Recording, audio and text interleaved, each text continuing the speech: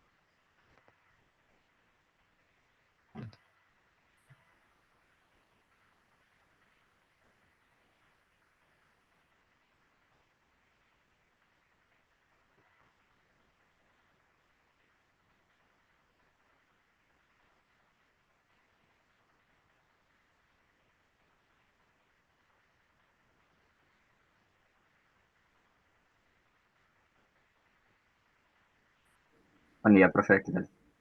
buen día, ¿cómo andan?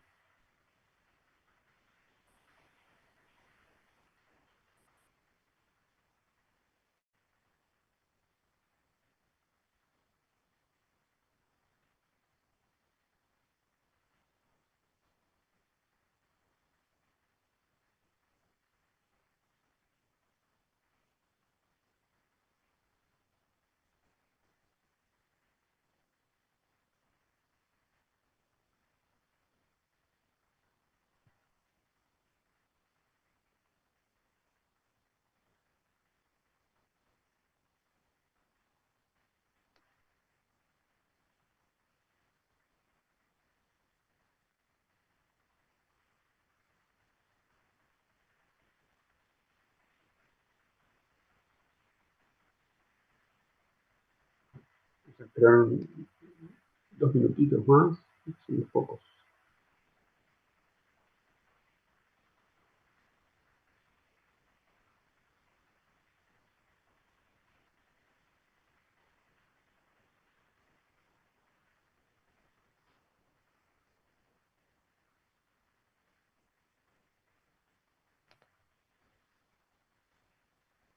Mm.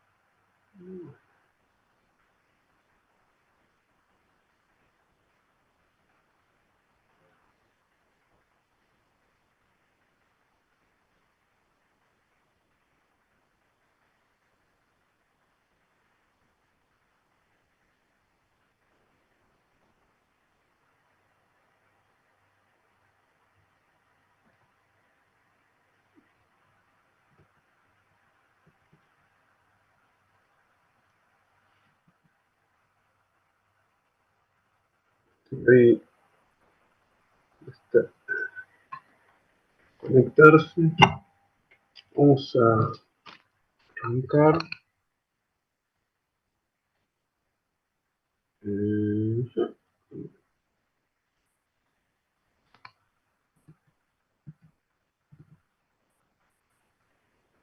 Ahí ya se ve, ¿no? Sí, sí. Bueno, hoy vamos a hablar del último tema, no del último tema de la cursada, el último tema sobre sistemas distribuidos, donde vamos a ver los mecanismos que se van a utilizar para administrar la seguridad, la gestión de transacciones y la resolución de fallos en sistemas distribuidos. Algunos de estos conceptos que vamos a ver también van a aplicar para lo que son los dos sistemas operativos que vamos a ver la semana que viene, que son los sistemas operativos en tiempo real y los sistemas operativos embebidos. Y a su vez, el último tema que agregamos este cuatrimestre sobre seguridad, van a ver que también aplicaría a otros tipos de sistemas operativos que se usan cotidianamente, tanto en computadoras como en celulares, ¿no? Así que, a pesar de que acá dice Administración de Seguridad en Sistemas Operativos Distribuidos, es como que acá incluimos todos los temas de seguridad, manejo de transacciones y fallos para todos los sistemas operativos que existen. Es como una continuación de la presentación de seguridad que habíamos visto en la introducción a los sistemas operativos. Entonces, bueno, esto es como para... Creo un segundo. Ahí, bien. Ahí, Diego, ¿querés continuar vos? Sí, sí, ya arrancamos. Dale. Yo dejo de compartir, compartís vos, ¿dale? Así Ahí es va, más sí. fácil.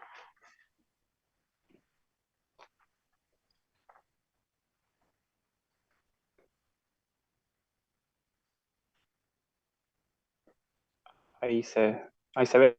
Sí, Sí, ahí ahí ya. estamos. Hay que poner a grabar, ¿no, Pablo?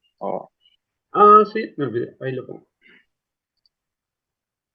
Recording in progress. Listo. Bien. Bueno, hoy es el lunes 19 de mayo. Estamos en la clase de sistemas operativos de la licenciatura en sistemas de la Universidad Nacional de Lanús. Hoy vamos a trabajar mayormente con administración de seguridad, transacciones y fallos en sistemas distribuidos.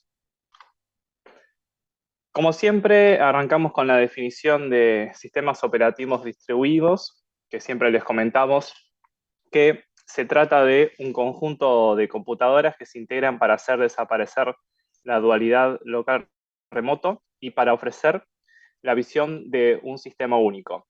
Para el lado del usuario, esto significa que es transparente. Esa definición que a simple vista no es capaz tan intuitiva para los demás, pero para nosotros es transparente por un montón de cuestiones que fuimos viendo a lo largo de la cursada. Bien, los objetivos del sistema distribuido, como habíamos visto, era distribuir las cargas de trabajo, es decir, que cada uno de los nodos comparten y distribuyen la carga entre sí. A su vez, también es compartir recursos, quiere decir que los procesos de cada uno de los nodos pueden aplicar sobre los recursos de otros nodos. Y estos dos objetivos logran, combinados entre sí, un alto rendimiento, una alta escalabilidad y una alta disponibilidad. Entonces, habíamos visto que para implementar un sistema distribuido intervenían varias cuestiones. A lo largo de la cursada fuimos viendo cada uno de los puntos y hoy nos toca profundizar un poco más sobre cómo asegurar la confiabilidad y la fiabilidad de justamente los sistemas operativos distribuidos. Para asegurar esa confiabilidad y fiabilidad, bueno, tenemos que tener en cuenta diferentes cuestiones. Una de ellas van a ser las transacciones distribuidas. A su vez también tenemos el manejo de fallos en sistemas distribuidos y la seguridad también para los sistemas distribuidos. Este manejo de fallos, a su vez, se dividen en dos subsecciones que vamos a desarrollar, que son la recuperación de fallos y la tolerancia a fallos. Por ahora las vamos a ir enunciando, vamos a ir detallando cada una a medida que vayamos avanzando. Y en cuanto a seguridad, tenemos diferentes tipos de amenazas y ataques y de políticas y mecanismos que podemos aplicar para justamente garantizar la seguridad dentro de los sistemas distribuidos. Comenzamos con las transacciones, ¿no? Sabíamos que una transacción es un conjunto de operaciones o acciones que se ejecutan para garantizar la condición ACID. Pero que, bueno, a su vez también deben cumplir una serie de condiciones en particular, ¿no? Estas condiciones son, la primera, atomicidad. Cuando hablamos de atomicidad, decimos que la transacción se realiza completa o no se realiza directamente, es decir, es a todo o nada. Por ejemplo, si tenemos un conjunto de 10 operaciones, se tienen que finalizar las 10 operaciones con éxito. ¿Por qué? De lo contrario, si no se completan, hay que revertir esas operaciones a un estado anterior. Luego tenemos la consistencia. Los estados anterior y posterior a la transacción deben ser estados estables sin importar la cantidad de operaciones paralelas. Es decir, que un estado, o sea, la transacción, mejor dicho, no debería quedarme modificada por la mitad, si no, no se consideraría estable. Entonces, en ese caso también, de alguna manera, habría que revertirla a un estado anterior. Estas dos primeras condiciones, sí, estas primeras condiciones, decimos que se relacionan fuertemente entre sí porque justamente tienen sentido que la atomicidad también es que se realice toda la transacción completa. Y de esa manera se garantiza la consistencia. Luego mencionamos el aislamiento o isolation, que ahí eso se trata de los estados intermedios de la transacción que sean únicamente visibles dentro de la propia transacción. Es decir, a su vez vamos a estar ejecutando otras transacciones externas, pero esas transacciones externas no ven o no deben ver esos cambios. Tampoco los procesos. Ahí aplicamos el concepto justamente que habíamos visto y mencionado repetitivamente de mutua exclusión, justamente porque se garantiza que únicamente los estados intermedios se vean dentro de la propia transacción. Luego tenemos como última condición dentro de las operaciones distribuidas la durabilidad, bueno, durability y permanencia sería mal traducido, permanencia bien traducido, que trata de las modificaciones realizadas por una transacción son permanentes. Esto quiere decir que una vez que la transacción se ejecuta y se ejecuta con éxito, los resultados de esa transacción se guardan de forma permanente. ¿Qué quiere decir esto? Que no puedo volver hacia atrás con las modificaciones de una transacción. Puede haber alguna excepción donde, por ejemplo, podamos haber guardado una copia o haber guardado el estado de esa transacción, pero en caso contrario, una vez que finaliza con éxito y la transacción, o sea, los resultados de la transacción se guardan de forma correcta y exitosa y permanente, ya no se pueden o no deberían poderse volver atrás, o sea, son irreversibles. Dentro de las transacciones, a su vez, tenemos diferentes tipos. Tenemos las transacciones de una fase, one phase commit, y las transacciones de dos fases, two phase commit. Las primeras son las más sencillas, porque en realidad se utilizan cuando un nodo necesita hacer operaciones con otro nodo, o que necesariamente otro nodo haga algo, que le solicite el nodo origen, ¿no? Para estas transacciones de una fase se aplican funciones específicas. Esas funciones son begin transaction. Esa orden o ese comando se le envía al nodo que recibe la orden cuando se comienza un bloque de operaciones que corresponden a la transacción. O sea, al iniciar, yo le envío un begin transaction al nodo que quiero comunicarme.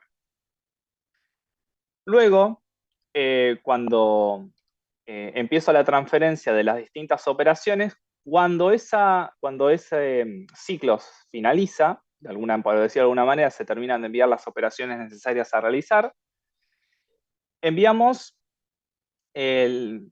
la orden de commit transaction. Ahí lo que estamos diciendo es que se concluye el bloque de operaciones que conforman la transacción. En el caso de que todas las operaciones hayan resultado o finalizado de forma exitosa, ahí de la misma manera como planteamos recién, vamos a guardar de forma permanente los cambios o las modificaciones del estado del recurso tal cual como está. Es decir, ya una vez que se modificó, se guarda ya de forma correcta en un estado normal. Pero puede suceder que falle o se produzca algún error o alguna cuestión intermedia donde en cualquier punto de esa comunicación se puede abortar la transacción y regresar a un estado anterior al comienzo de la transacción. Este tipo de operaciones son muy comunes y las podemos encontrar frecuentemente en todos los sistemas de base de datos, donde para ejecutar justamente las sentencias SQL, que generalmente son sistemas transaccionales, bueno, vamos a utilizar este tipo de mecanismos para poder hacer cambios mayormente, ¿no? Ahora vamos a ver una pequeña demostración de cómo se realiza todas estas operaciones para que no sea tan abstracto. Por un lado tenemos representado en un cubo del lado izquierdo el nodo 1 y representado del lado derecho en un cubo de color azul celeste, azul mayormente, el nodo 2. Entonces, lo primero que tenemos que hacer es mandar la orden de begin transaction para poder empezar a comunicarnos con el nodo 2. En este caso, el nodo 2 va a saber que todo lo que va a recibir a continuación van a ser comunicaciones que forman parte de una transacción. O sea, las diferentes operaciones que yo le quiero enviar o que le queremos enviar a ese nodo. Ahí van las operaciones. Si las operaciones, en este caso, finalizan con éxito, lo que va a suceder es que desde el nodo 1 vamos a mandar la orden de commit transaction. Y de esa manera, al finalizar la transacción, se guarda, se da como resultado el guardado de los datos de forma permanente con las modificaciones. Obviamente, en algún momento, en este caso finalizaron con éxito, pero en algún momento, si es necesario, también se puede aplicar y enviar el abort transaction para poder revertir justamente esas operaciones que finalizaron con error. Pero una vez que yo envié el commit transaction, no puedo enviar el abort transaction, porque ya quedaron los cambios guardados de forma permanente.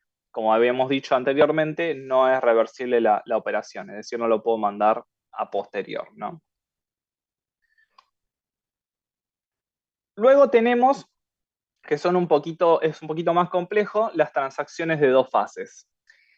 La mayor diferencia con respecto a las transacciones de una fase es que en este caso me voy a poder comunicar, es decir, voy a poder ejecutar la transacción en más de un nodo de forma concurrente.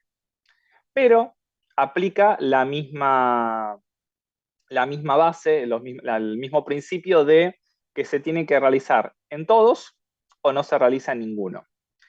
Para eso vamos a utilizar las mismas funciones, pero con algunos agregados que nos permitan manejar justamente esta concurrencia, ¿no? En este caso, el nodo que ejecuta la transacción lo vamos a llamar como nodo origen, pero además va a ser el nodo coordinador y que se va a ocupar de justamente, valga redundancia, coordinar esta comunicación entre n nodos.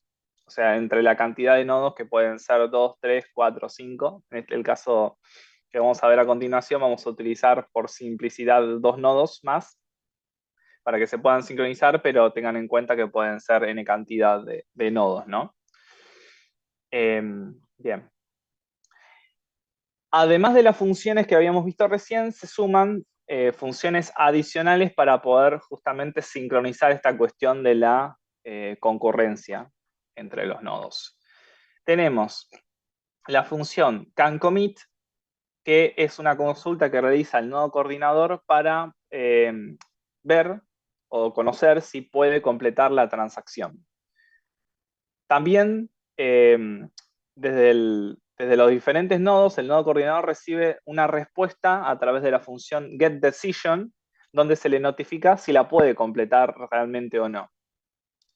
Y finalmente tenemos la función hapCommit, donde se notifica que la operación se ha completado con éxito. Ambas últimas funciones, tanto getDecision como hapCommit, son originadas o son enviadas desde los nodos que son coordinados por el nodo origen, ¿no? Bien, ahí estamos. Bueno, acá tenemos un ejemplo de lo que estábamos comentando recién, donde tenemos el nodo origen y a la derecha tenemos el nodo 2 y el nodo 3. En principio, abrimos la comunicación con el begin transaction para ambos nodos. Eso de forma común como en las transacciones de una fase. Pero, además, tenemos que justamente hacer el canCommit. Antes de hacer el canCommit, también, aclaramos esto, se hace el begin transaction y se empiezan a enviar las operaciones de forma habitual. Una vez que las transacciones o las operaciones se enviaron, lo que pregunto justamente con el canCommit a cada uno de los nodos que reciben la información es si las operaciones se hicieron. A lo que cada uno de los nodos espero una respuesta, que esa respuesta es enviada a través de la función getDecision.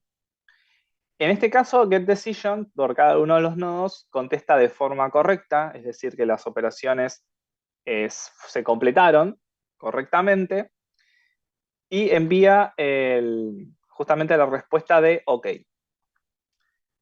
Pero a su vez también puede suceder que alguno de los nodos, o incluso ambos nodos, en este caso, porque en el ejemplo estamos trabajando con dos, puedan dar error, o pueda todavía por alguna razón estar trabajando en la cuestión o que no haya llegado a poder procesarlo. Por lo tanto, a ese canCommit que yo le envío, los nodos receptores o los nodos que están sincronizados con el coordinador pueden responder pending, es decir, que está pendiente. En ese caso, lo que sucede es que queda esperando un tiempo determinado hasta que envía un nuevo canCommit para que de nuevo el nodo receptor le pueda responder lo que corresponda, ¿no? Si da OK o si sucedió un error en el medio.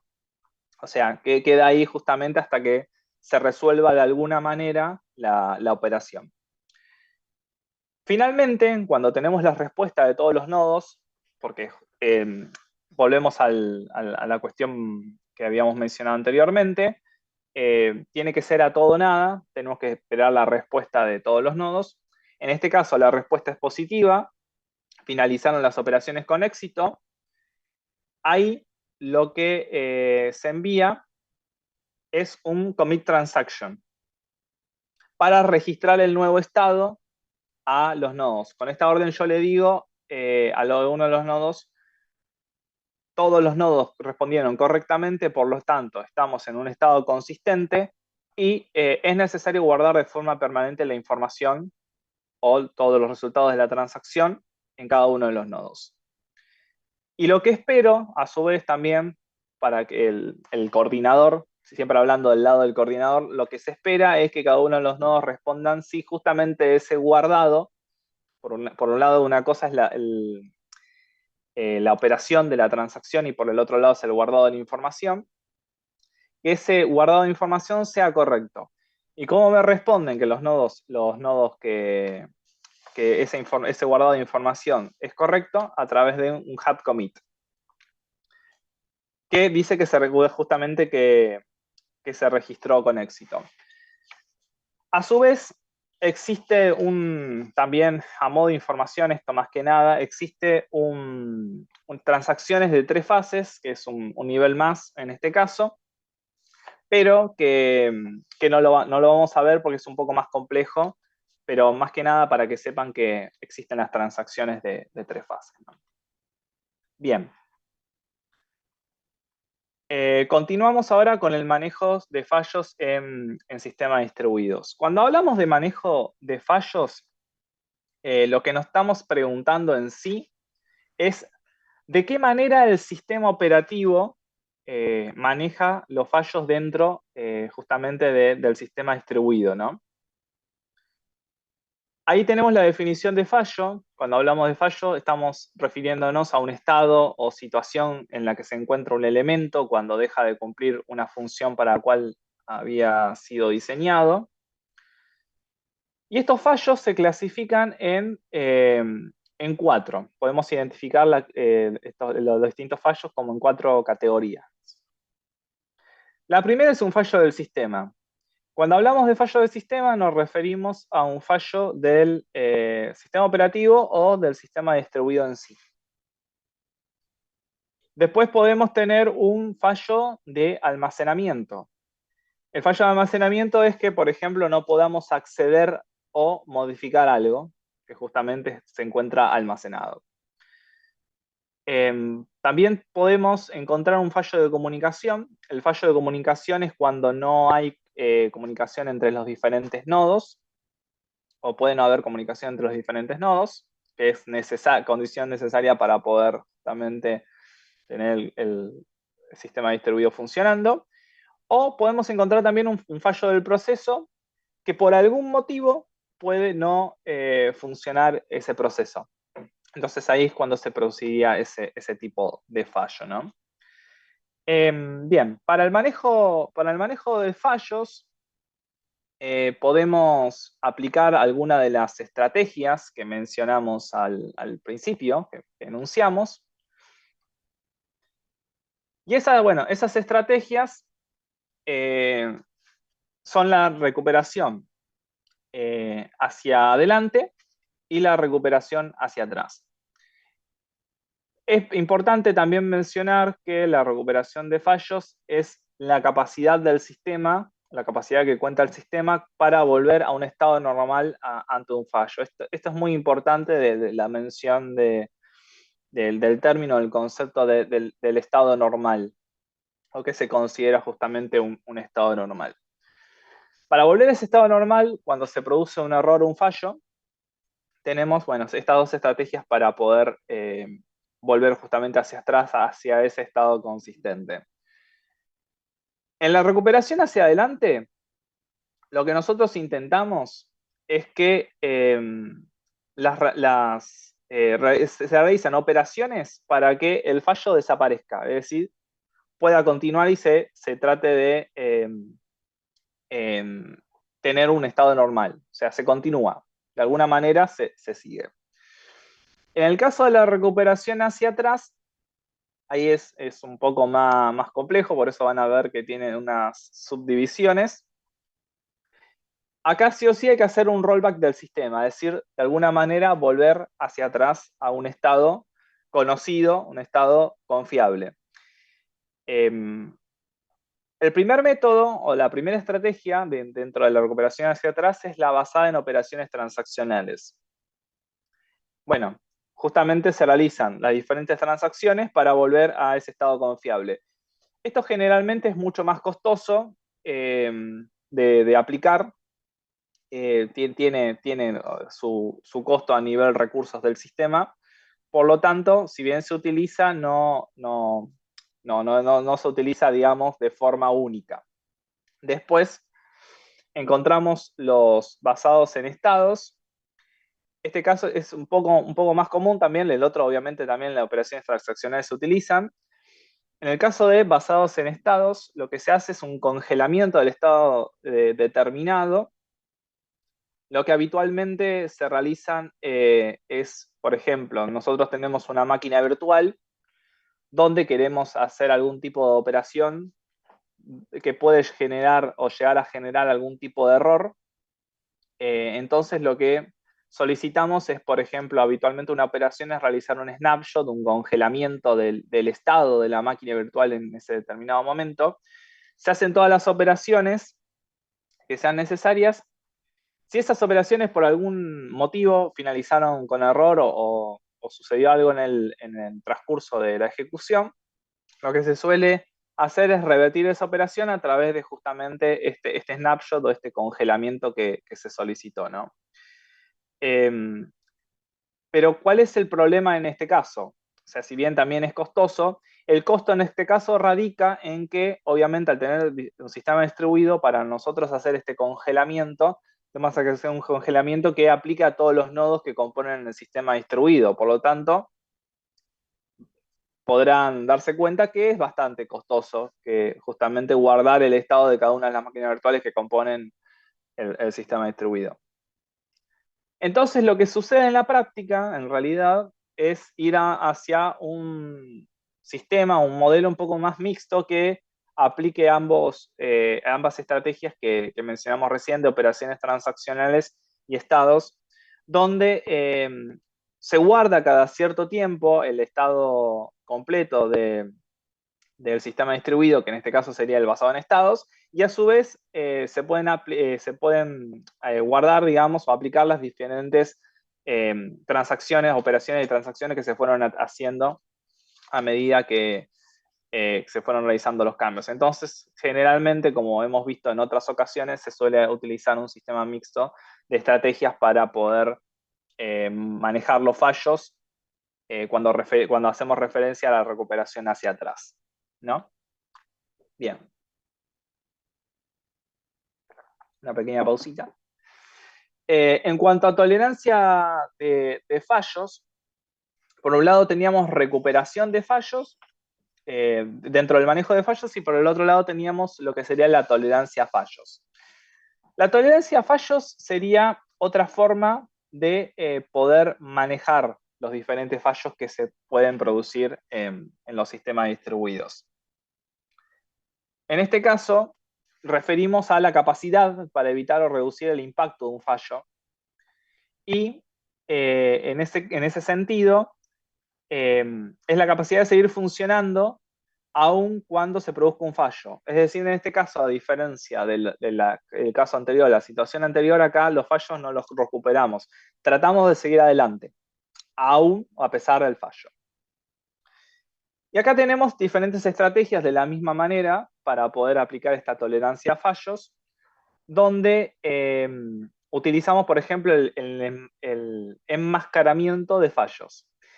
El enmascaramiento de fallos lo realiza el sistema operativo usualmente lo que se suele hacer o se realiza de forma habitual es hacer una especie de try catch, donde la idea es que los procesos continúen trabajando, que serían las diferentes secciones, y que justamente esos errores pueden ser, digamos, de alguna manera contenidos y poder continuar la ejecución. Luego encontramos el comportamiento bien definido ante fallos. Ahí ya estamos hablando de una combinación de actores, en este caso, además del sistema operativo, intervienen ya los procesos. Entonces, tanto el sistema operativo como los procesos conocen o saben o deberían saber cómo eh, actuar o cómo proceder ante un fallo, cuando se produzca un fallo. Es un poco, ya ahí estamos hablando de que ya conocemos de alguna manera cuál sería el comportamiento. Y por último, en estas estrategias dentro de tolerancia a fallos, encontramos la resiliencia de procesos o process resilience. Acá ya es más bien definido, o sea, bien marcado que los procesos ya saben cómo deberían comportarse, por lo tanto, cuando ocurra un fallo, deberían tratar ya de forma un poco más obligatoria de alguna manera, de forma un poco más predecible, tratar de evitar que finalicen con error. Acá suele estar más, justamente más del lado del proceso y más del lado del desarrollo, ya la responsabilidad de alguna manera se la podemos asignar un poco más al desarrollador de justamente esa aplicación o de lo que estamos justamente intentando ejecutar. Lo que varía justamente en las estrategias, en estas estrategias que estamos mencionando, es quién tiene la responsabilidad de la ocurrencia, el impacto de los fallos dentro del sistema distribuido. ¿Hasta ahí estamos bien? ¿Alguna consulta, duda? Estamos bien. Bueno, seguimos. Bueno, pasamos a la parte de seguridad. La parte de seguridad. En este caso, lo que vamos a empezar a hablar a partir de acá es cómo se gestiona la seguridad en el sistema distribuido. Tenemos diferentes tipos de amenazas y ataques.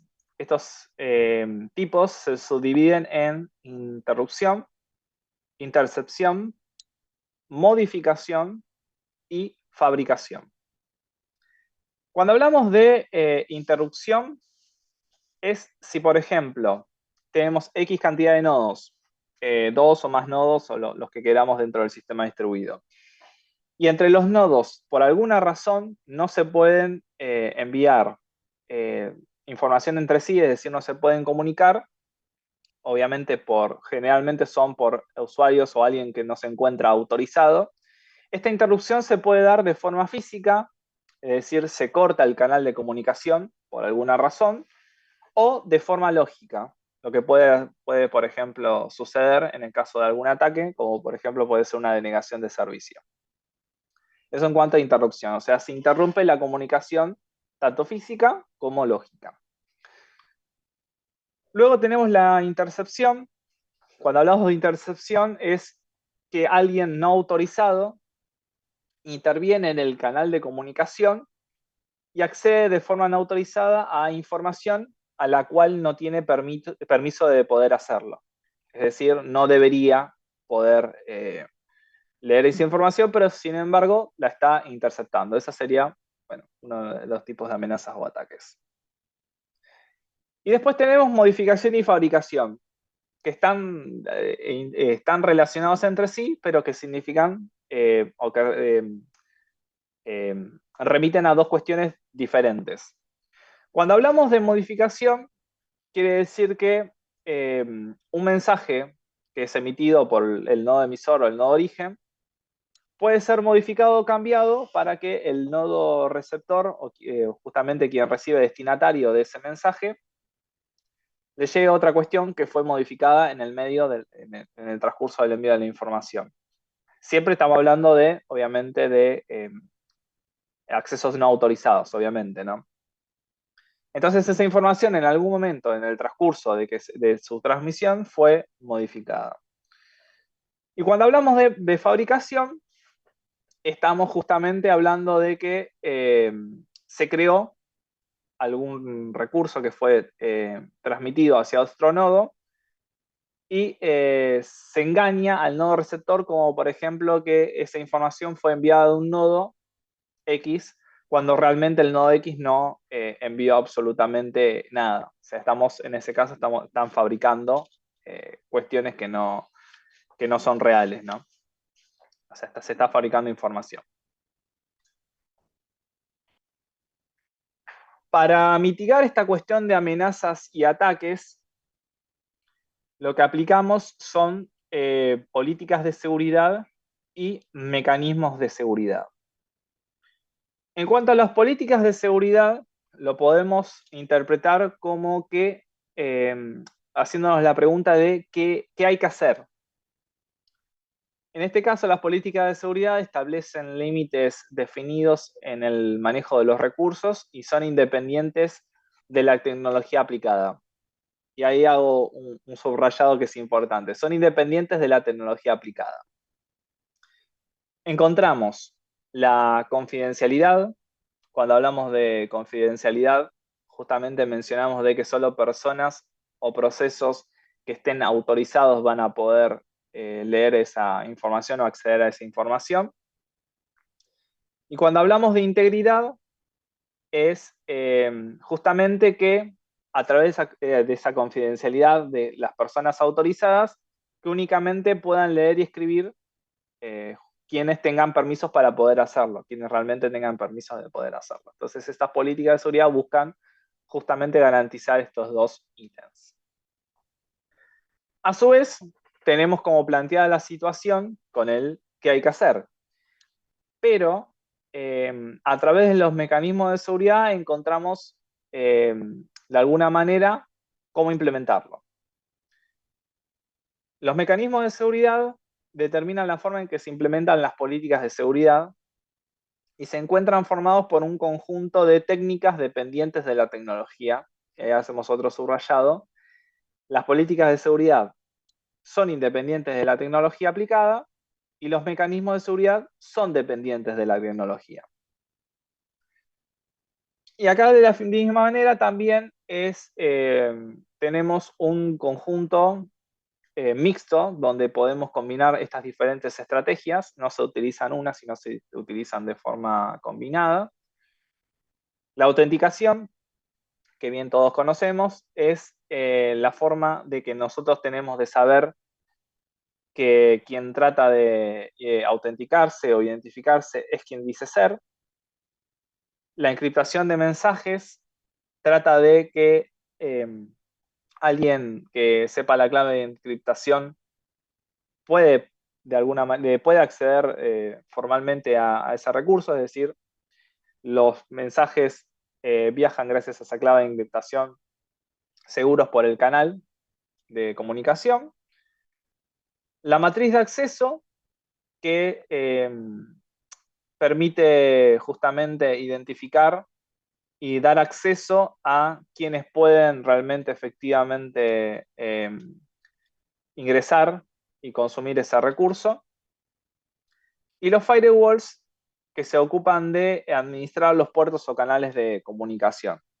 Estas técnicas combinadas entre sí nos garantizan de alguna manera la seguridad dentro de la comunicación. Bien. Entonces, generalmente cuando hacemos el envío de información, es necesario codificarla justamente para garantizar estos puntos que estuvimos mencionando. Y esto lo hacemos a través de diferentes algoritmos de encriptación.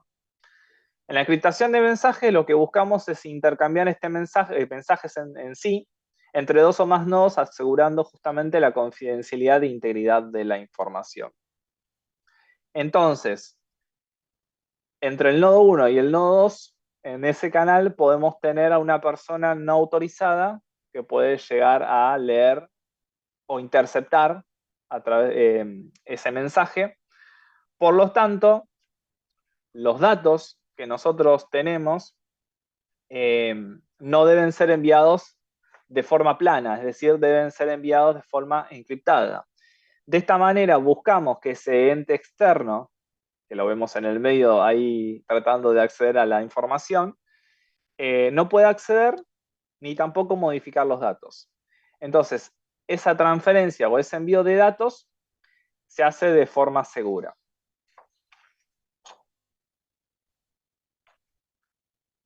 Bien. Entonces, como buscamos intercambiar esos mensajes entre dos o más nodos, asegurando justamente confidencialidad e integridad, lo que podemos hacer es aplicar un algoritmo y una clave conocida por ambos nodos. Entonces, por un lado tenemos el nodo 1 y el nodo 2 y a su vez los datos. Esos datos los encriptamos con una clave cualquiera, pero que debe ser conocida por ambos nodos, ¿no? Esa encriptación, utilizando esa clave en particular, nos da como resultado, lo encripto, nos da como resultado los datos encriptados. Y esos datos encriptados se transfieren hacia el otro nodo con la llave, ¿no? O sea, ya están codificados. Pero como el nodo 2 conoce la clave de encriptación, lo puede desencriptar y a su vez recuperar los datos de forma original. Pero nos surgen algunas dudas, en principio no los vamos a etiquetar como inconvenientes, pero sí nos surgen algunos interrogantes y algunas cuestiones que tenemos que poner en evaluación, o sea, tenemos que empezar a pensar esas cuestiones. Por un lado, acá estamos asumiendo que la clave de encriptación es conocida por los dos nodos, pero no necesariamente esto es así.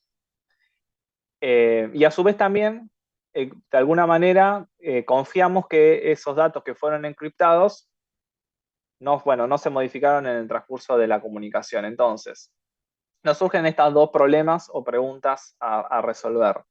La primera es cómo comunicar la clave de forma segura, y la segunda es cómo asegurar la autenticidad de ese mensaje. Es decir, que, de alguna manera no sea fabricado, no haya sucedido algo en el canal de comunicación donde estaba esta persona, este ente externo, que estaba escuchando de alguna manera.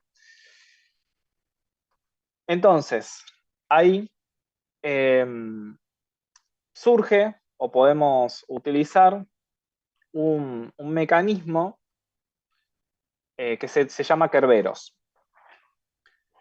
que fue desarrollado por el MIT en los años 80 y que su uso también se extiende a la actualidad, a los diferentes sistemas operativos que, ahí se mencionan. Existe también, obviamente, si la pueden descargar, la pueden consultar, las diferentes, la versión del código fuente para poder descargarlo, ¿no? Este mecanismo Kerberos está basado en dos servicios y para funcionar utiliza el servicio de autenticación AS y el servicio de expedición de tickets, que es TGS o en inglés Ticket Granting Service. En el servicio de autenticación, ¿para qué lo vamos a utilizar? Es para autenticar al usuario y que como resultado nos expida un ticket para el acceso que se denomina TGS y con el cual va a poder entablar la comunicación. Esta autenticación se realiza en un nodo y el ticket TGS, a través de la validación de su usuario y clave, se realiza con otro nodo, ¿no? Luego tenemos el servicio de expedición de tickets, TGS, que expide el ticket y la clave de sesión para el acceso de los usuarios a servicios específicos. Este va a ser como nuestro recurso o lo que vamos a tener que implementar para poder comunicarnos, para poder obtener los diferentes servicios de los nodos con los cuales nos queramos comunicar. Entonces, ¿hasta ahí vamos bien? ¿Alguna consulta, duda? Antes de empezar acá con el mecanismo de Kerberos. Yo no estoy viendo el chat. A ver. Dicen todo bien, Diego. Perfecto. Bueno, seguimos. Ok. Hay cosas me dicen. Entonces, para autenticarnos mediante Kerberos, a ver, ahí estamos. Bueno, un usuario quiere acceder justamente a un nodo cliente. Entonces, por un lado tenemos el usuario, tenemos la terminal cliente y tenemos el servidor de autenticación que contiene la tabla de usuarios. A su vez, esta persona no autorizada o hacker va a estar escuchando en ese canal de comunicación. Por lo tanto, tenemos que implementar un mecanismo, como bien veníamos diciendo, que nos permita comunicarnos de forma segura y que en caso de que esa persona acceda a los datos que nosotros estamos enviando, no le sirvan o no puedan entender lo que estamos justamente transfiriendo. Entonces, el usuario inicialmente eh, ingresa en la terminal cliente su user ID y su password. Eso en términos de seguridad es la autenticación por algo que el usuario sabe. Una vez que lo ingresa, el nodo cliente le envía al servidor de autenticación el user ID. En principio podemos considerar que el user ID se está enviando de forma plana, es decir, el nombre de usuario se está enviando de forma plana por el canal de comunicación. Y eso lo puede llegar a leer la persona autorizada o el hacker, pero se considera un dato público y que es conocido por todos, por lo tanto no representa una cuestión de seguridad y con eso se inicia la comunicación enviando el user ID. Ese user ID obviamente va a estar en la tabla de usuarios y el servidor de autenticación lo que hace es enviar una session key encriptada con la clave del usuario. En este caso, el usuario ingresó en la terminal cliente su usuario y contraseña, su user ID y su password. Si el password fue ingresado correctamente, lo que va a suceder es que va a poder desencriptar ese session ID que luego va a utilizar. Si el password no fue ingresado correctamente, va a dar un error y le va a pedir que lo ingrese nuevamente. Esta comunicación se realiza por única vez, salvo que el usuario haya ingresado de forma incorrecta su user ID, y en el caso de que haya sucedido eso, lo que se debe realizar es volver a entablar la comunicación para que el servidor de autenticación me vuelva a encriptar mediante el password, la session key mediante el password correcto del usuario. Entonces, además, encriptada con esa session key, que inicialmente el usuario, el cliente, el nodo cliente en realidad va a desencriptar con el password, se encripta con esa session key el ticket TGS, que es el que vamos a utilizar para luego enviar y realizar los pedidos.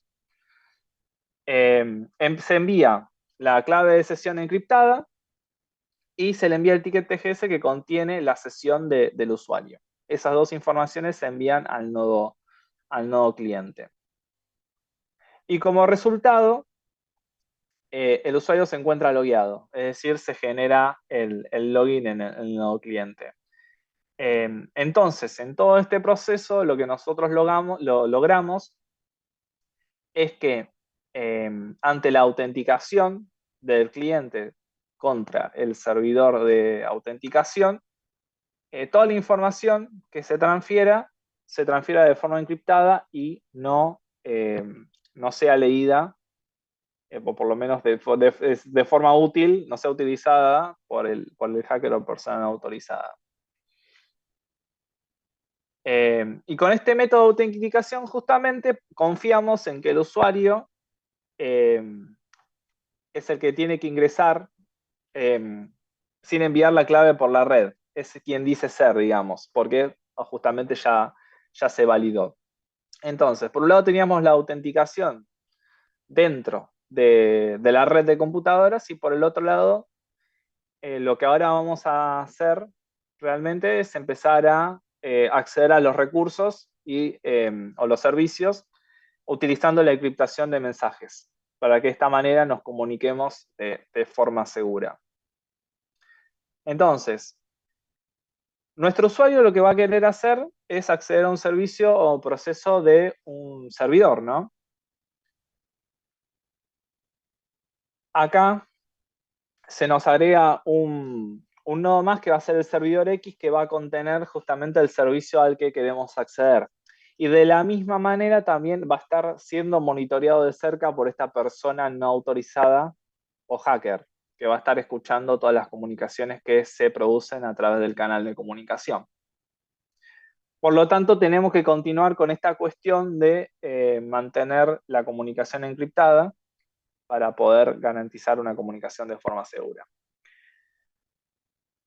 Al usuario ya estar logueado, lo que justamente contamos, que nos envió el servidor de autenticación, es la session key y el ticket TGS, que nos va a permitir entablar la comunicación.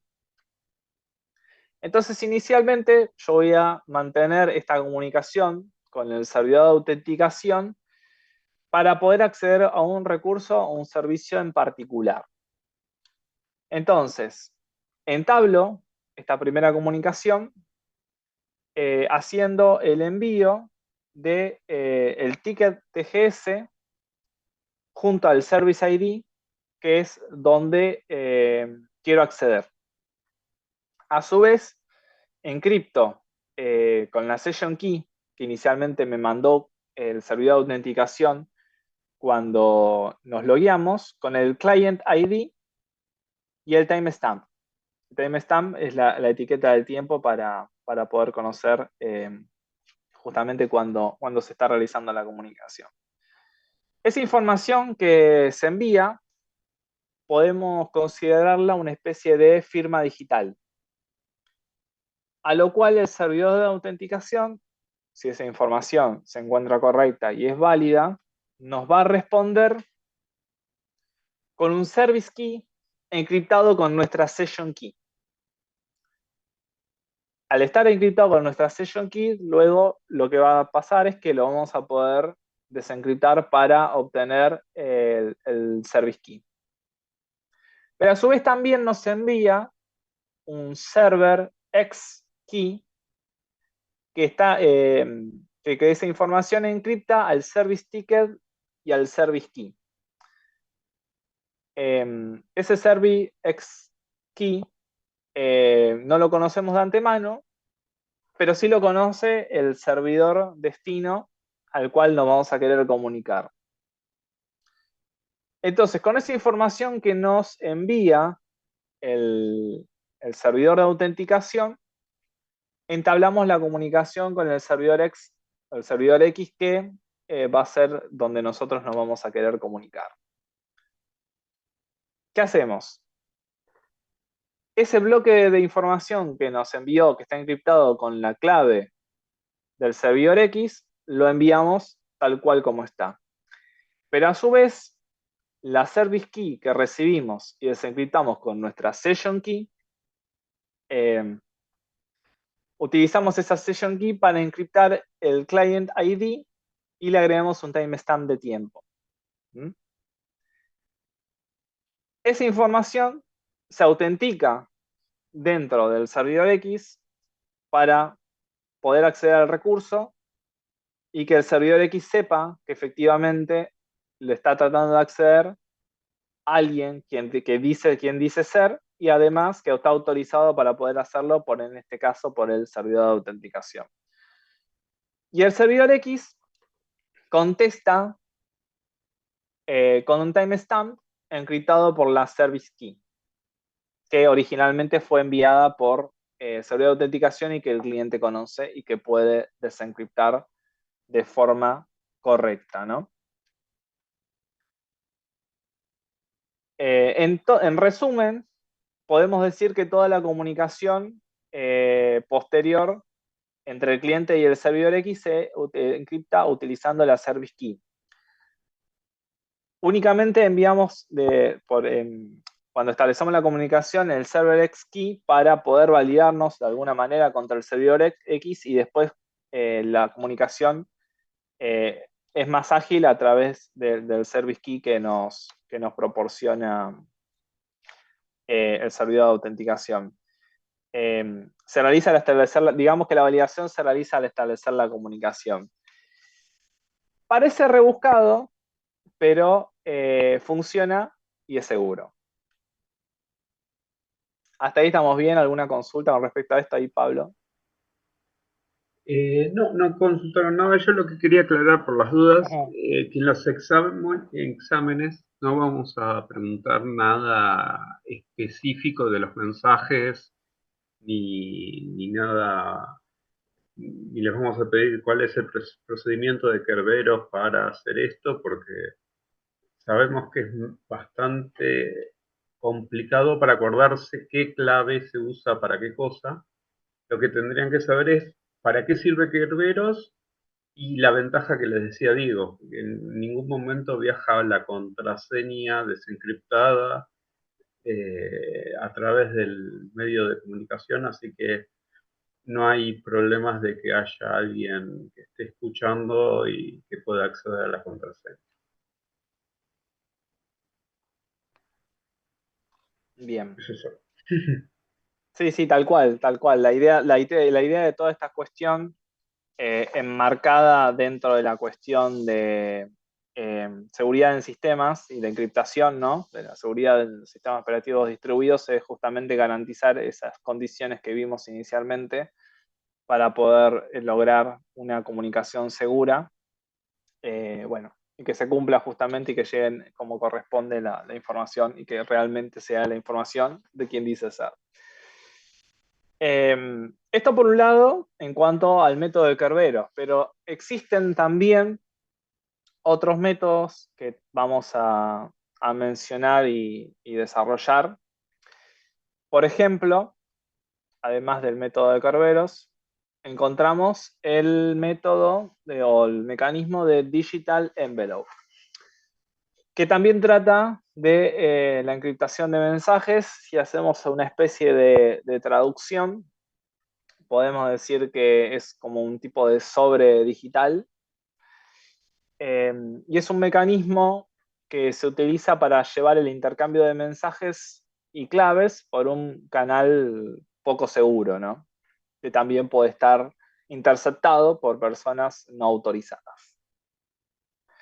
En este caso, se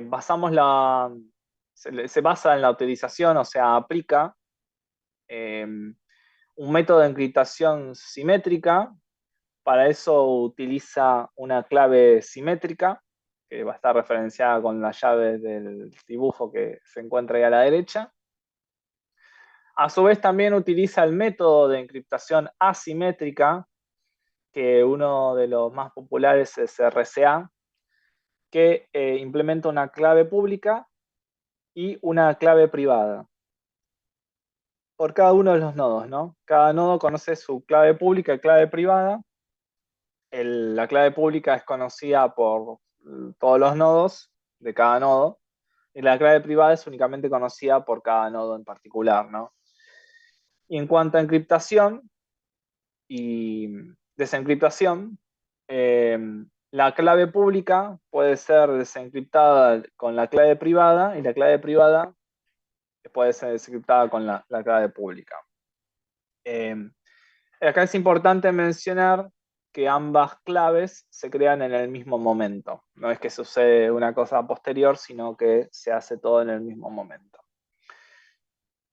Y también encontramos el algoritmo de hash, que en el algoritmo de hash, cuando nosotros de alguna manera españolizando un poco el término, decimos hashear. Cuando hasheamos una información, lo que generamos es una especie de checksum, que ese checksum después lo comparamos con la información hasheada, perdón, una vez que se recibe la información dentro, cuando se establece la comunicación, se envía y se recibe por el nodo receptor. Ahí se hace una comparación para saber que los datos, justamente la integridad de los datos que no fueron modificados, que se trata efectivamente de la misma información. Pero una vez que se hashea la información, ya esa información, igual ahora lo vamos a mencionar nuevamente, no se puede acceder. No sirve a términos de poder identificar si esa información realmente es correcta y se trata de la misma información, pero no podemos acceder a la misma a través de esa operación, ¿no? Entonces, ya anunciamos de qué se trata el Digital Envelope. Ahora vamos a ver cómo se implementa. Básicamente lo que buscamos es enviar los datos del nodo 1 al nodo 2. Nuevamente vamos a tener así este esquema donde tenemos dos nodos por una cuestión de simplicidad. No quiere decir que no se pueda utilizar en más. Y lo que nosotros buscamos es que el nodo 2 pueda leer la información y confirmar que los datos que recibió por parte del nodo 1 sean los que realmente emitió justamente el nodo origen y que no hayan sido modificados. O sea, que pueda tener los datos y a su vez pueda garantizar esta cuestión de integridad de que los datos son correctos, ¿no? Y que llegaron de forma correcta. Para esto, utilizamos la encriptación de forma simétrica de los datos utilizando una clave definida al azar. Habíamos asumido cuando cuando presentamos la cuestión de la encriptación de que la clave era conocida por ambos nodos. Y una pregunta que surgió, o una cuestión que había surgido, era que ¿cómo transferimos esa clave? Porque generalmente no se conocen las claves de antemano. Entonces, por un lado, esta clave, cuando se realiza la encriptación simétrica, la definimos al azar. Puede ser cualquier clave. Pero, ¿cómo enviamos esa clave de forma segura? Esa clave es encriptada con la clave pública del nodo 2. El nodo 1 conoce la clave pública del nodo 2 y encripta esta clave que generó al azar y que a su vez utilizó para encriptar los datos que va a enviar. Como resultado, tenemos estos dos paquetes que son los datos encriptados y la clave encriptada. Esta clave generada al azar para encriptar los datos, al haber sido encriptada con la clave pública del nodo 2, utilizando el mecanismo de encriptación asimétrica, el único que puede desencriptarla es el nodo 2. Como habíamos dicho, la clave, si se encripta con la clave pública, se puede desencriptar con la clave privada. Y el único nodo que conoce la clave privada del nodo 2 es justamente el nodo 2. Luego, lo que hacemos es encriptar los datos a través del mecanismo de hash, como habíamos dicho, y eso nos da como resultado los datos hasheados, que nuevamente acá volvemos a hacer esa aclaración.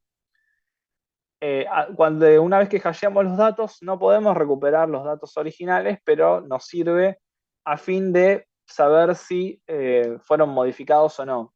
Es decir, nos genera ese checksum que nos permite corroborar si la información fue modificada o no. Y estos datos hasheados también, a su vez, nos interesa encriptarlos para que viajen de forma segura. Y de esa manera utilizamos la encriptación asimétrica hasheando esos datos con la clave privada del nodo 1. Se hashean los datos con la clave privada del nodo 1 porque de la misma forma podemos desencriptarlo. El nodo 2, que es el receptor, puede desencriptarlo con su clave pública y que es conocida por todos. Como resultado de esta encriptación asimétrica de los datos hasheados con la clave privada del nodo 1, obtenemos la firma digital. Entonces, tenemos estos tres paquetes de información: los datos encriptados, la clave encriptada y la firma digital. Estos tres paquetes de datos se envían a través del canal de comunicación, se envían a través de la red. Acá tenemos la persona no autorizada o el hacker que acaba de ver nuestra comunicación. Lo que puede llegar a suceder es que, si recordamos, nosotros encriptamos el checksum o la firma digital con la clave pública, perdón, la clave privada del nodo 1. La clave privada del nodo 1. Recuerden que la clave privada de un nodo puede ser desencriptada por otro con la clave pública. Y la clave pública es conocida. Por lo tanto, puede suceder o podemos llegar a pensar que esta persona autorizada o hacker puede haber desencriptado a través de conocer la clave pública del nodo 1 esos datos hasheados. Pero que no le va a servir de mucho en realidad, porque únicamente es un checksum y eso es, como habíamos dicho, los datos originales que fueron hasheados no los podemos recuperar. Por eso estamos enviando los datos encriptados. Entonces ahí, si bien lo puedes leer, no va a poder hacer demasiado. Entonces, completada la transferencia del nodo 1, el nodo 2 tiene que recibir toda esa información y procesarla para poder encontrarse con los datos que realmente necesita, porque bueno, le llegó todo de forma codificada, todo de forma encriptada. En el caso de la clave encriptada, que es lo primero que necesitamos y que es lo que se utilizó para luego encriptar los datos, utilizamos la clave privada del nodo 2. Se encriptó con la clave pública del nodo 2, se puede desencriptar con la clave privada que conoce el nodo 2. Y como resultado de esa desencriptación asimétrica obtenemos la clave que habíamos generado de forma al azar para encriptar los datos y ya la tenemos en el nodo 2 para poder justamente abrir o desencriptar esa información. Con esa llave, con esa clave, desencriptamos de forma simétrica los datos y obtenemos los datos en sí. Esos datos después los vamos a corroborar para ver si llegaron de forma correcta y no hubo ningún inconveniente en la comunicación. Esa firma digital con el checksum que habíamos dicho se debe desencriptar de forma simétrica, ya que fue encriptada con la clave privada del nodo 1. Y el nodo 2, que conoce las claves públicas de los demás nodos, pueden desencriptar esa firma digital. Mediante ese proceso de desencriptación asimétrica se obtienen los datos hasheados originales. Y con esos datos hasheados originales que fueron enviados por el nodo 1, lo que tenemos que hacer es una comparación mediante el hasheo de los datos, que también es una operación que conoce el nodo 2, recibidos. Los datos que se reciben se hashean y se utilizan los datos hasheados recibidos, o sea, los nuevos que hasheamos a través de la desencriptación. Y esa información se compara, dando como resultado, si los checksum son iguales, los datos son auténticos. Caso contrario, si no son iguales o no coinciden, ahí podemos decir que los datos, de alguna manera, fueron fabricados. Entonces, a través del mecanismo de Digital Envelope, lo que buscamos confirmar es, por un lado, la confidencialidad que habíamos dicho, que es que las personas autorizadas o recursos autorizados puedan leer esa información y no una persona autorizada que esté escuchando de forma no habilitada en el canal de comunicación, que la integridad de la información no se vea vulnerada, es decir, que se haya recibido de forma correcta, que sean los datos que tienen que ser, y a su vez la autentificación para poder justamente realizar esta comunicación de forma correcta, ¿no? A través de quien debe recibir la información desde el origen correcto. A continuación, lo que encontramos es otro mecanismo que es el de passkeys, y ahí lo va a desarrollar un poco más Pablo. Bueno, sí. Bueno, passkeys no es específicamente de sistemas distribuidos, pero últimamente muchos diseñadores y desarrolladores de sistemas operativos como son Apple, Google, Microsoft, junto con otras empresas, se han puesto el objetivo de aumentar la seguridad en las computadoras y en los celulares, tratando de evitar el uso de contraseñas. Entonces, como hay muchos ataques para obtener la contraseña de los usuarios, y para los usuarios también nos suele ser complicado tener gran cantidad de contraseñas, las terminamos anotando en algún lado, usando un repositorio de contraseña que después puede presentar vulnerabilidades. Entre todos se han puesto de acuerdo en un estándar y con eso definieron un mecanismo para autentificación de usuarios sin contraseñas. En lugar de usar algo que el usuario sabe, vamos a utilizar algo que el usuario tiene o algo que el usuario posee. Es decir, vamos a utilizar algún dispositivo que el usuario va a traer consigo, o vamos a utilizar alguna característica biométrica del usuario para poder validar que el usuario es quien dice ser. ¿Me pasarías, Diego? Bien.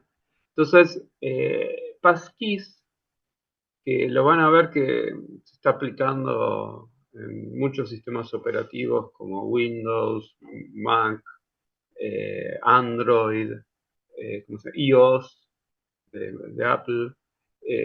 Está apareciendo por todos lados, seguramente más de uno ya tendrá alguna passkey, ya lo habrán utilizado. Entonces, vamos a comentarles un poco cómo es la forma de trabajo, ya que tiene un vínculo con el tema de sistemas operativos, a pesar de que no sean específicamente sistemas distribuidos. Este mecanismo, les decía, estaba basado en una autentificación local del usuario, utilizando un factor biométrico, un patrón o un PIN que va a ingresar dentro de un dispositivo seguro. Ahora vamos a ver cómo es el esquema. A su vez, se basa también en la utilización de credenciales generadas a través de encriptación asimétrica, este concepto de clave pública y clave privada, y está especificado por dos estándares que son el WebAuth y el CTAP. No vamos a ver las siglas porque no vale la pena. Para hacerlo funcionar. Acá, de vuelta por las dudas, aclaramos que todo el mecanismo que va a ser passkey, que por ejemplo vimos con Kerberos y que vimos con Digital Envelope, no hace falta que lo conozcamos en detalle, pero está bueno saber qué cosas tiene en cuenta, cómo trabaja a grandes niveles y qué ventajas y desventajas tiene cada uno de estos mecanismos. En el caso de passkey, me olvidaba de decir, van a ver que va a combinar ideas de Kerberos con ideas de Digital Envelope. Entonces, es como que va a permitir generar una registración y un inicio de sesión para los usuarios, para eso va a viajar información encriptada, pero la información va a formar más un digital envelope que los mensajecitos que viajaban en Kerberos. Sí, si quieres pasa, digo. Entonces, bueno, con passkeys vamos a tener 4 entidades. La primera entidad va a ser el usuario, ¿no? Que está ahí abajo. Ese usuario va a ser la persona que quiere acceder a algún tipo de servicio que está en la red. Eh, Generalmente Passkey lo vamos a usar para validar servicios que están en Internet.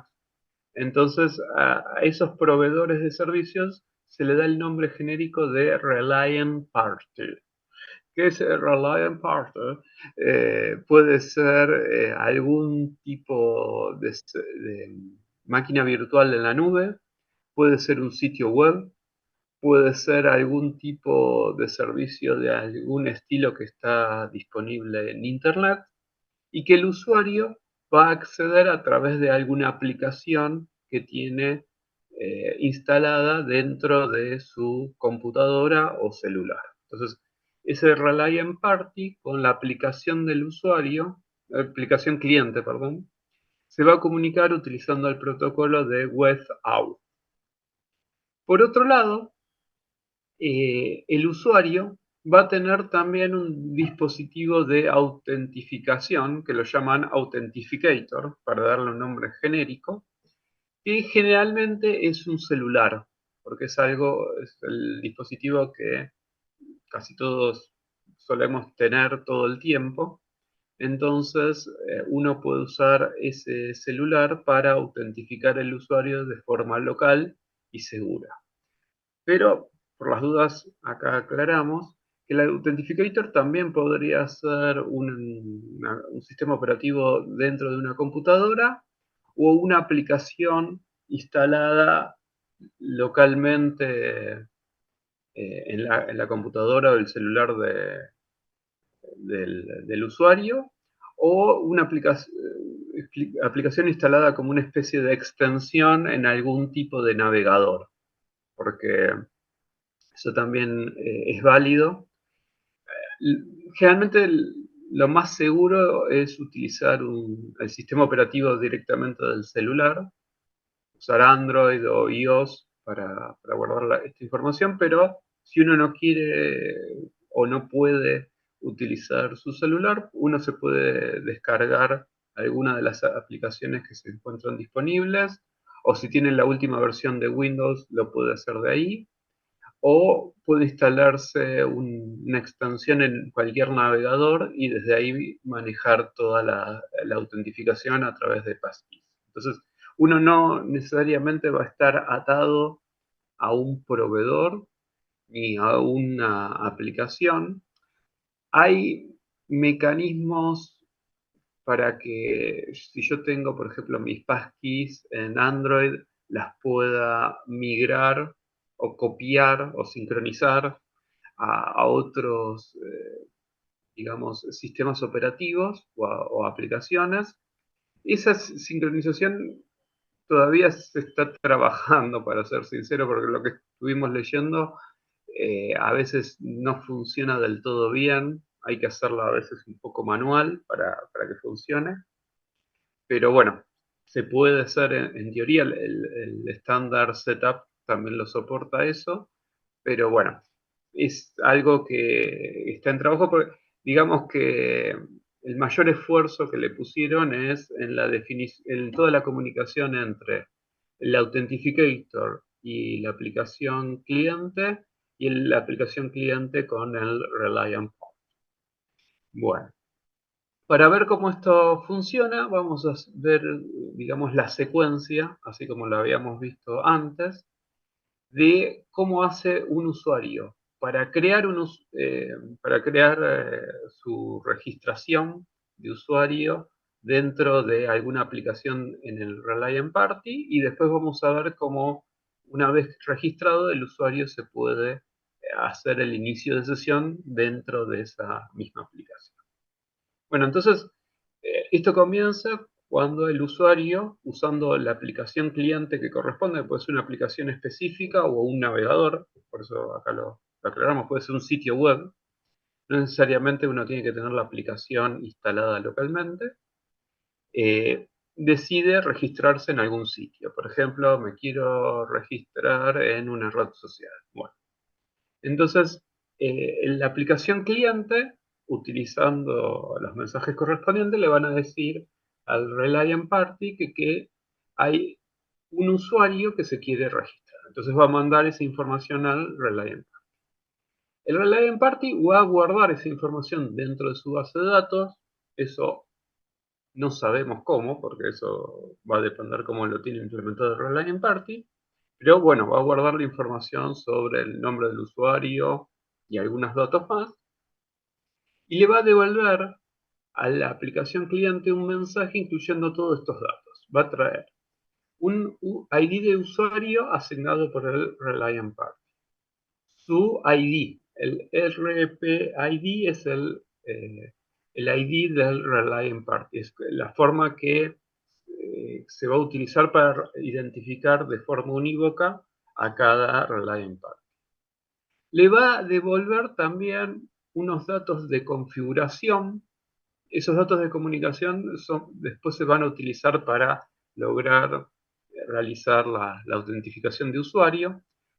Por ejemplo, le va a indicar qué tipos de protocolos soporta, le va a indicar, digamos, eh, si hay algún requerimiento especial de autentificación que se tiene que considerar, le va a informar sobre tiempos de timeout, un montón de información adicional.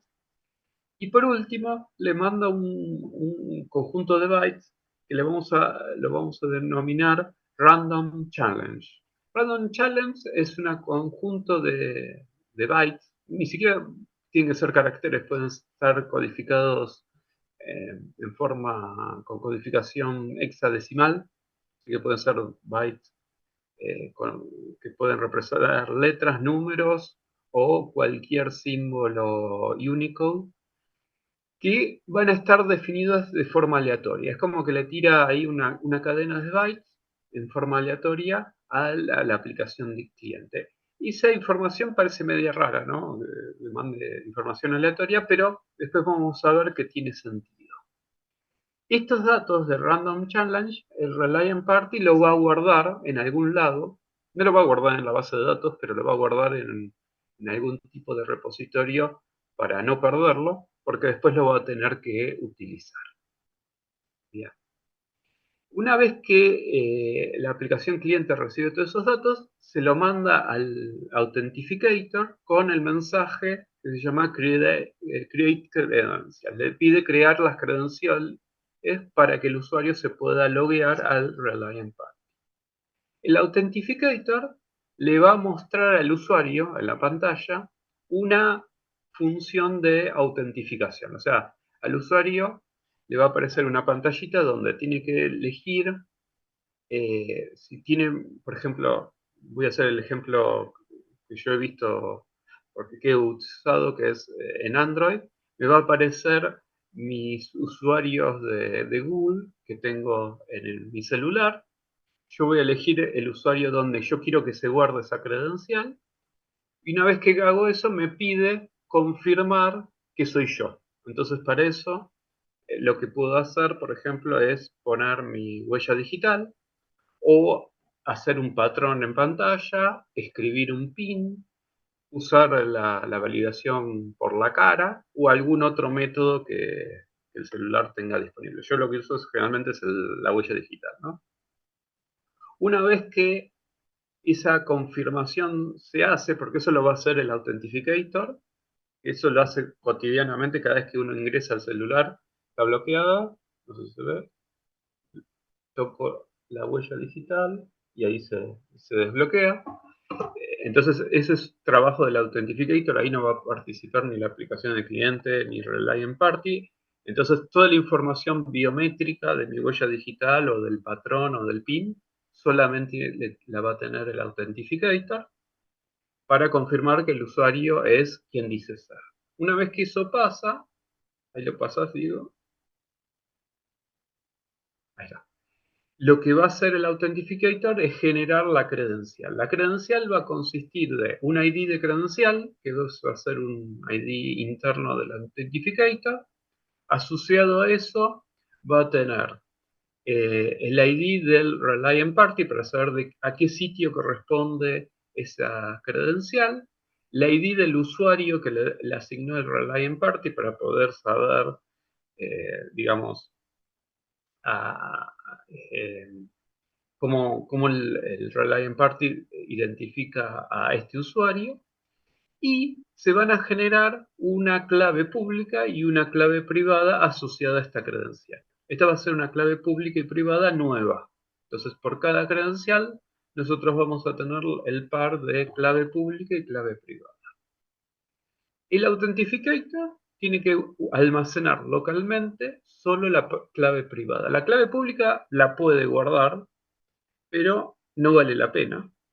Pero es obligatorio guardar la clave privada. Esa clave privada, como es privada, solamente el Authenticator va a ser la única entidad que la conoce. Esa información obviamente que se va a guardar localmente dentro del Authenticator, pero también se puede subir a la nube en forma encriptada. Ahí algunos dicen que eso puede llegar a generar una vulnerabilidad porque si alguien entra a mi cuenta, por ejemplo, de Google, donde tengo asociado todos mis passkeys, podía acceder a toda esa información. Entonces, para hacerlo más seguro, toda esta información sobre la clave privada va a estar encriptada con una clave especial, que lo que se trata de hacer que sea una clave que solamente conozca el Authenticator y el usuario, ¿no? Bien. Entonces, toda esta información del Credential ID, Reliant Party ID, User ID y clave privada se guarda dentro del Authenticator. La clave pública se puede guardar, pero no es obligatorio. Con estos datos le tenemos que dar una respuesta al Reliant Party. Entonces, ¿qué va a pasar? Ahí, el Authenticator lo que va a hacer es tomar ese random challenge que le había llegado y encriptarlo con la clave privada del usuario. Eso va a generar el random challenge encriptado que aparece con este simbolito que le pusimos como una estrella, ¿no? Entonces, al Client ID le vamos a mandar el ID de la credencial, el ID del usuario, el ID del Reliant Party, la clave pública que se creó y el Random Challenge encriptado. La aplicación del cliente lo único que hace es reenviar toda esa información al Reliant Party. Fíjense que la clave pública la mandamos porque es pública.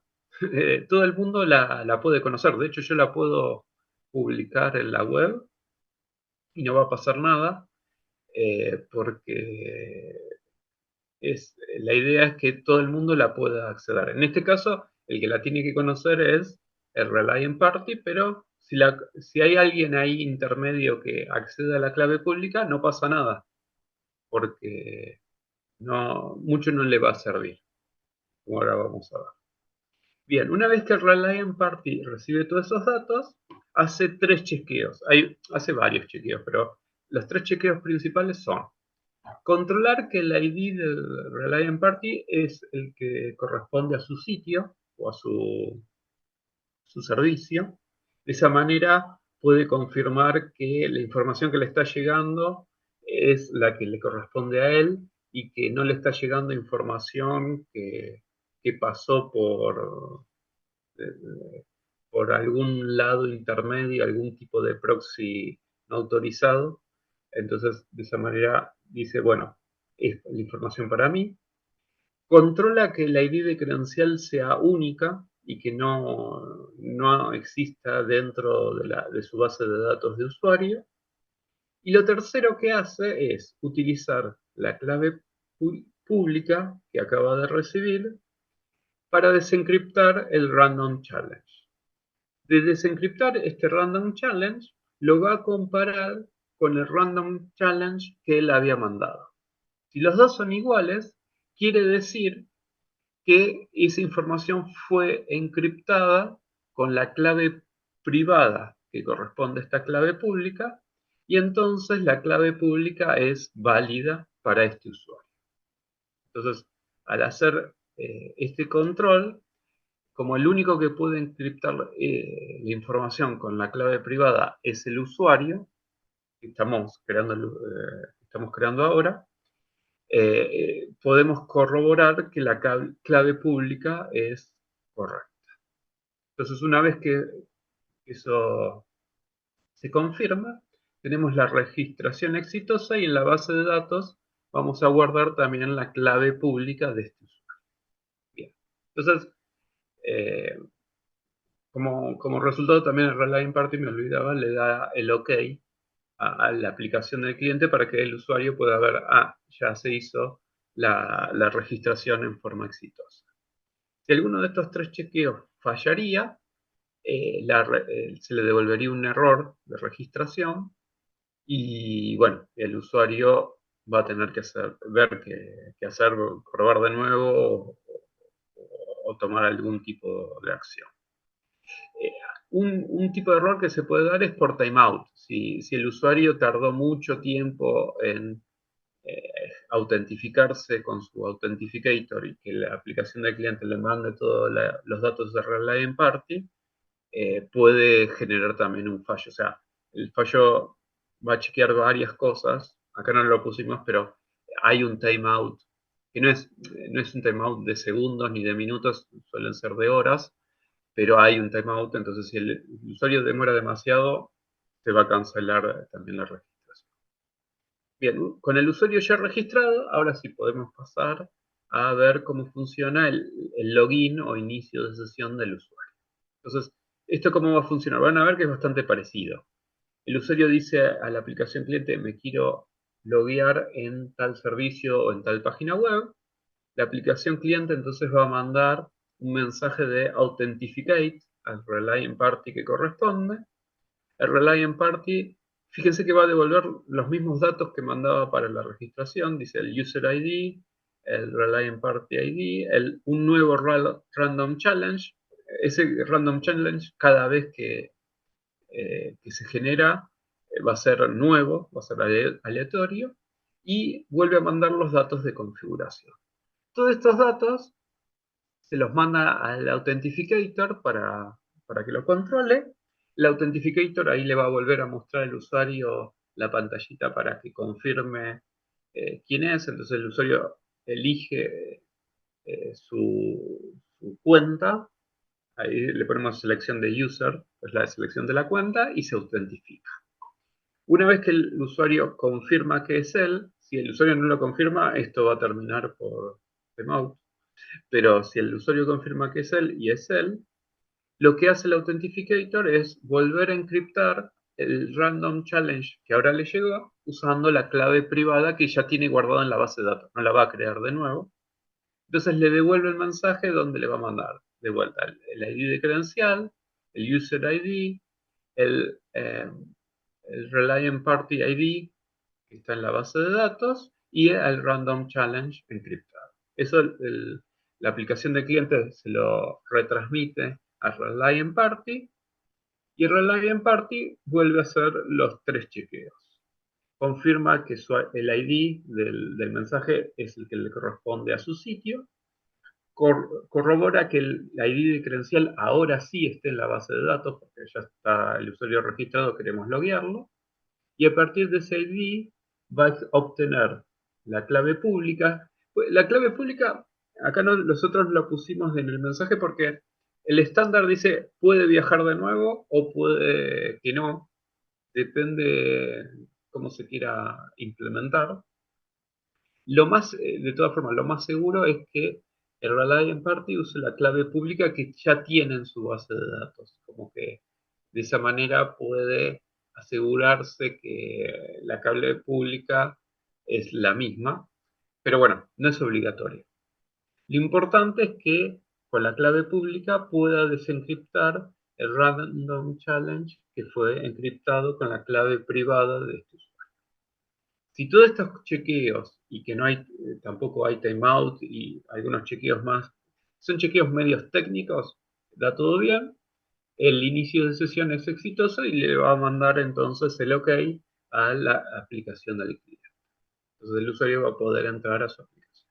Entonces, fíjense que mecanismos, digamos, van y vienen varios mensajes. Son mensajes bastante cortitos.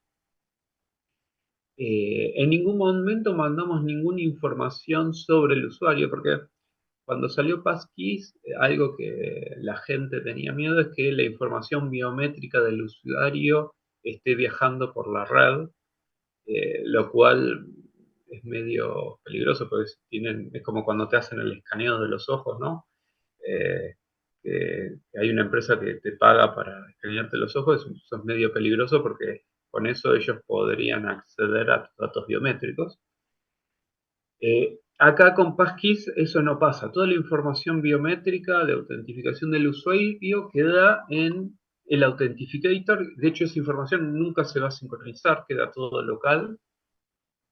Lo que va a viajar son los datos encriptados, que es ese Random Challenge, que él se considera que el único que conoce la clave privada del usuario es el Authenticator, así que nadie más puede encriptar esa información para que se pueda desencriptar con la clave pública asociada. Así que de esa manera uno se logra confirmar que el usuario es quien dice ser, sin requerir utilizar ningún tipo de password, ni que los passwords viajen a través de la red, ni que el Reliant Party tenga que guardar la clave de logueo del usuario, lo cual es, digamos, más seguro, porque si viene un hacker y entra a la base de datos de Reliant Party, lo único que va a acceder es a la clave pública. Y con esa clave pública no va a poder hacer nada, no va a poder confirmar que el usuario es quien dice ser, pero no se va a poder hacer pasar por el usuario. Esto es porque a través de la clave pública uno no puede deducir ni generar la clave privada, al menos por ahora. Algunos dicen que, bueno, cuando aparezcan estas computadoras cuánticas, va a haber que cambiar un poco el mecanismo porque con una computadora cuántica uno podría calcular la clave privada a partir de la pública o la pública a través de la privada. Pero bueno, como esas computadoras todavía no están disponibles, no habría problema. Bueno, ¿hay alguna duda? Por las dudas de vuelta. Yo lo dije antes porque me imaginé que más de uno estaba preocupado. En los exámenes no les vamos a preguntar los mensajes, ni qué viaja en tal mensaje, ni cómo es el procedimiento de Kerberos, ni de Digital Envelope, ni de Passkeys, pero sí tienen que saber qué es, para qué sirve, qué ventajas tiene, qué problemas podría llegar a tener.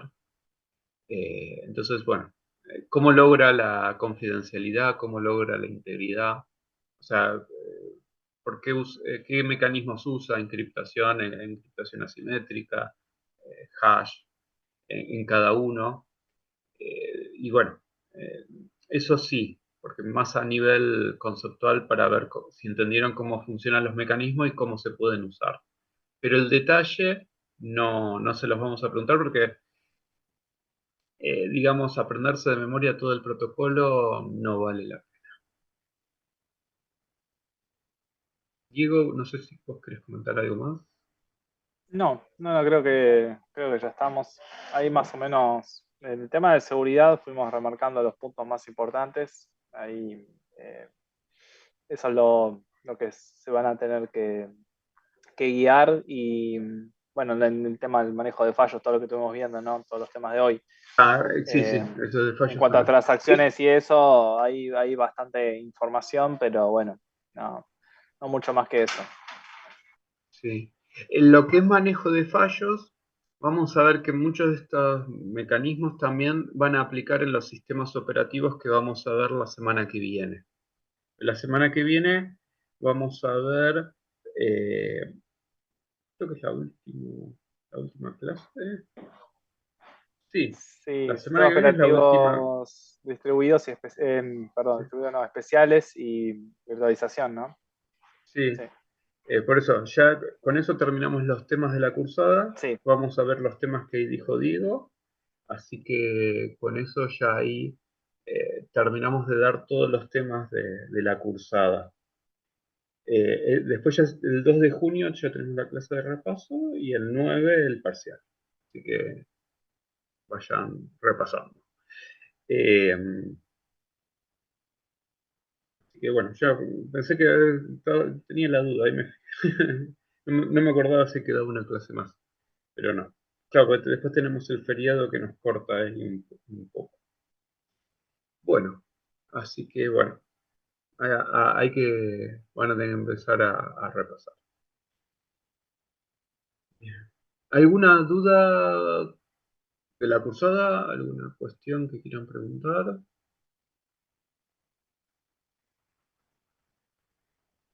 Los dejamos bien, todo bien. Bueno, entonces los liberamos hoy temprano. Nos vemos el lunes que viene, la última clase también por Zoom. Después son las que quedan son todas presenciales. Así que, bueno, también disfrútenla, porque después, bueno, vamos a tener que ir a la facultad. Que está bueno ir a la facultad, pero hay que viajar. Y ya está empezando a hacer frío, lo cual complica un poco. Bueno, entonces, buena semana. Yo ahí dejo de grabar Recording y stopped. nos vemos el lunes que viene.